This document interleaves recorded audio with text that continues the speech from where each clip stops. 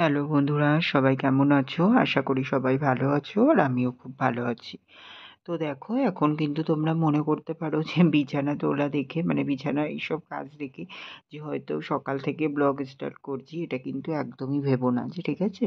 তো চলো, তাহলে কিন্তু এতটা ভুল ভাবা হবে সেটা মানে কি বলবো, তার ক্ষমা নেই, আমাকে ক্ষমা করতে পারবে না। ঠিক আছে, কারণ এখন বাজে হচ্ছে হলো রাত্রি 10:30। তো এখন আমি ব্লগ স্টার্ট করছি, ঠিক আছে। তো কেউ দেখো, রাত্রি 10:30 থেকে ব্লগ স্টার্ট করে 20 মিনিটের ব্লগ দিচ্ছি, দেখেছো আমার ট্যালেন্ট।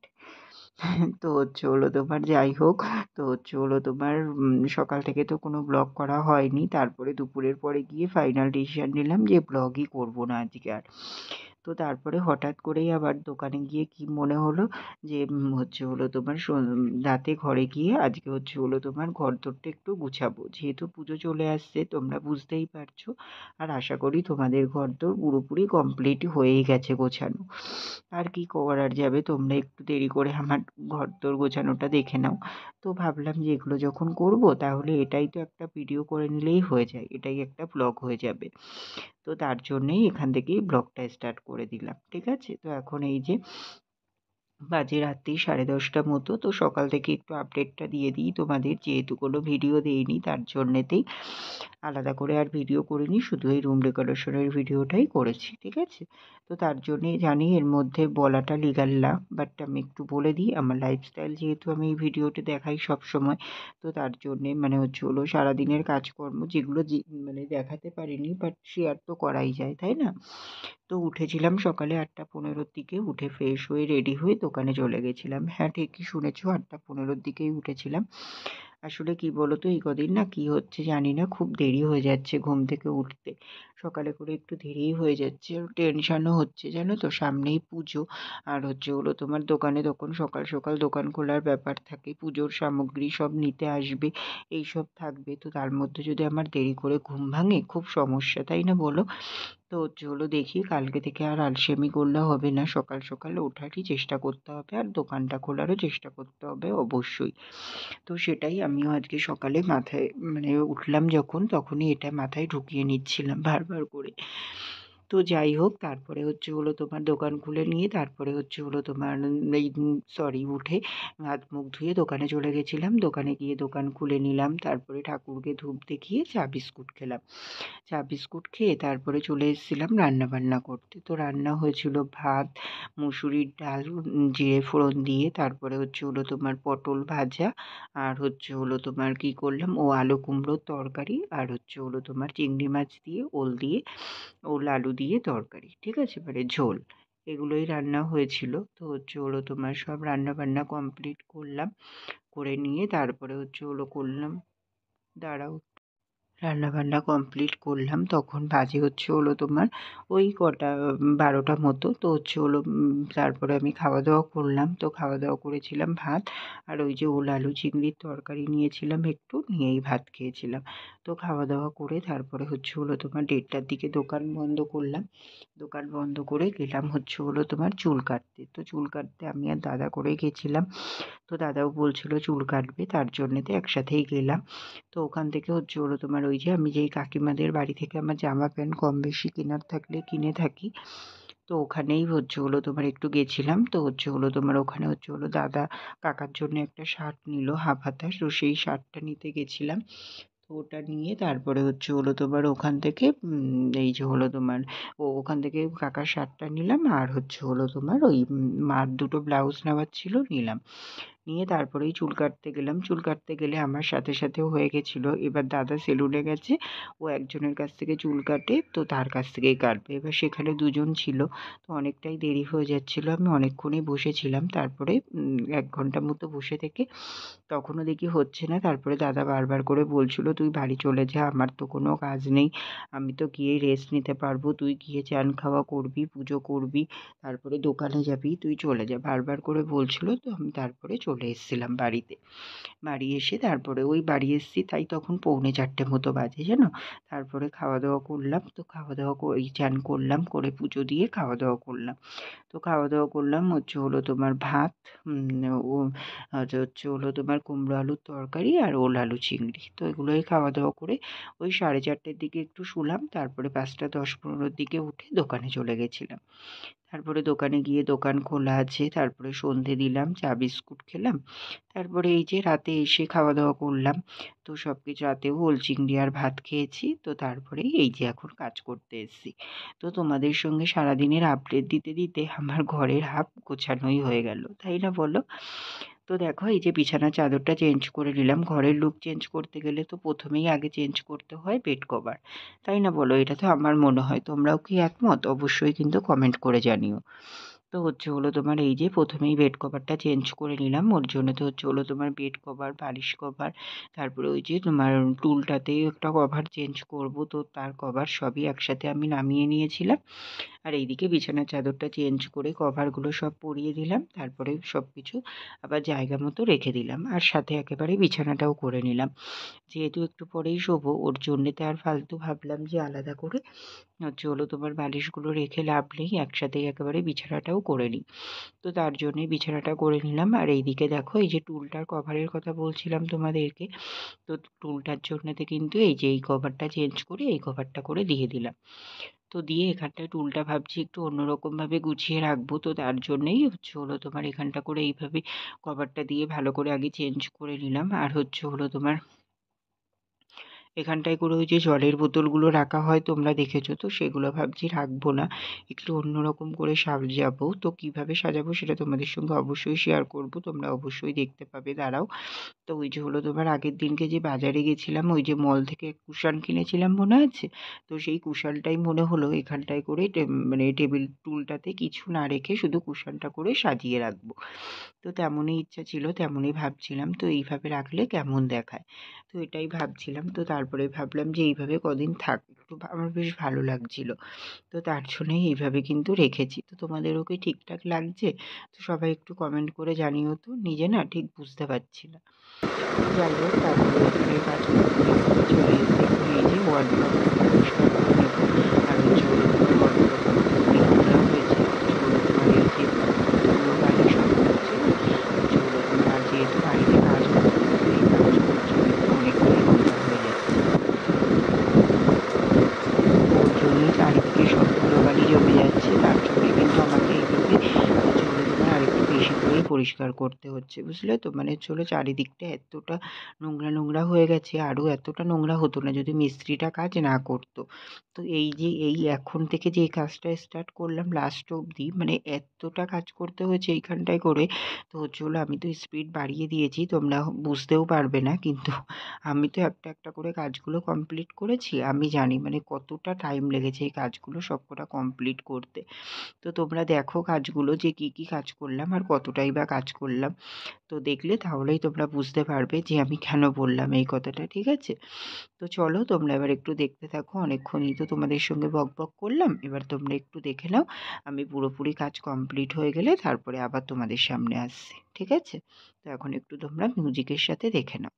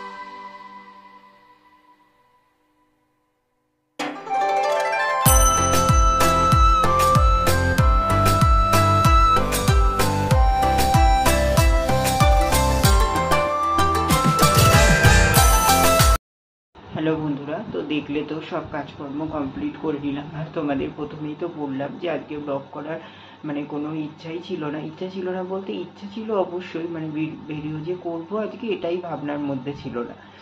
তো সেটাই বলছি তোমাদেরকে। তো হলো তোমার যা হোক করে শুরু করলাম। তো হলো তোমার যতটুকু পারলাম তোমাদেরকেও শেয়ার করলাম। আর আজকে অন্যরকম ব্লগটা হলো, তো তোমাদেরও আশা করি ভালো লাগলো। তো তোমাদেরও কিন্তু কার কার ঘর গোছানো কমপ্লিট হয়ে গেছে। আর এই ঘর গোছানো কাজটা না আমার খুব ভাল লাগে করতে।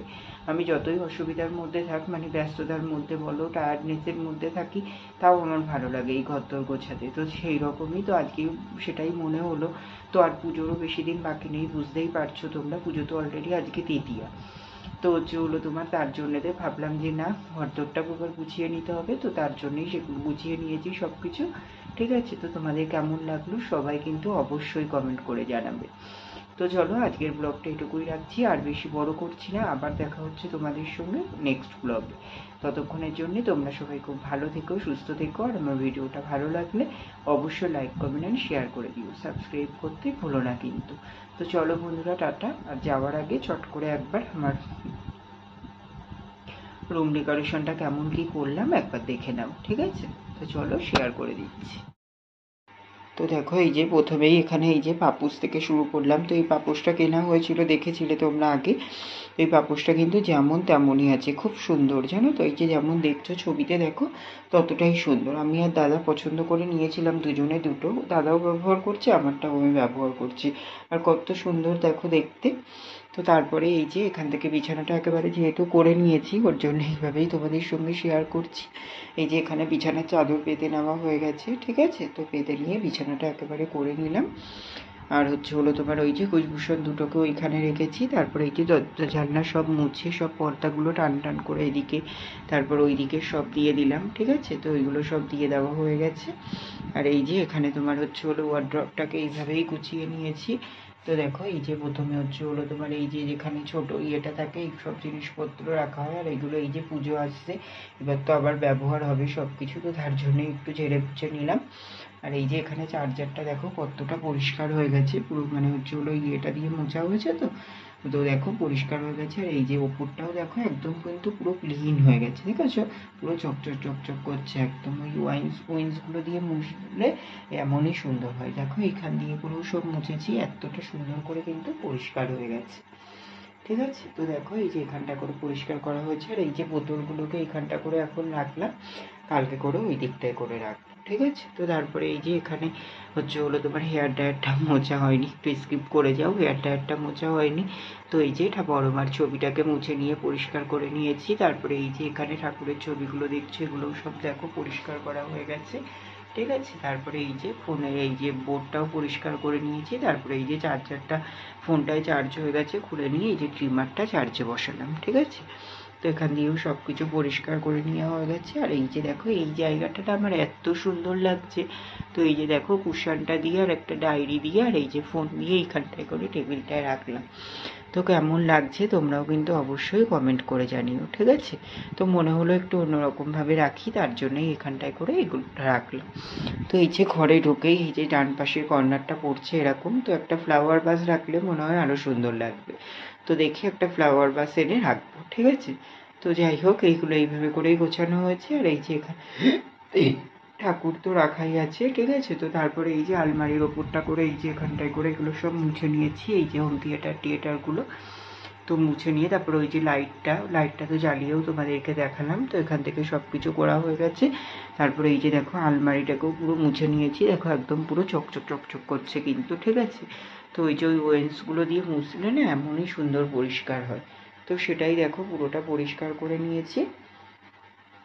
করে নিলাম, ঠিক আছে? তো দেখো পুরোপুরি ঘরটা গোছানো কিন্তু আমার কমপ্লিট হয়ে গেছে। আমার রুম কিন্তু পুজোর জন্যে পুরোপুরি রেডি, ঠিক আছে? তো চলো ব্লগটা এখানেই শেষ করে দিচ্ছি। সবাই খুব ভালো থেকো। আর ভিডিওটা কেমন লাগলো পুরোটা দেখার পরে সবাই কিন্তু লাস্টে একটা করে কমেন্টস করে যেও, ঠিক আছে? তো চলো টাটা।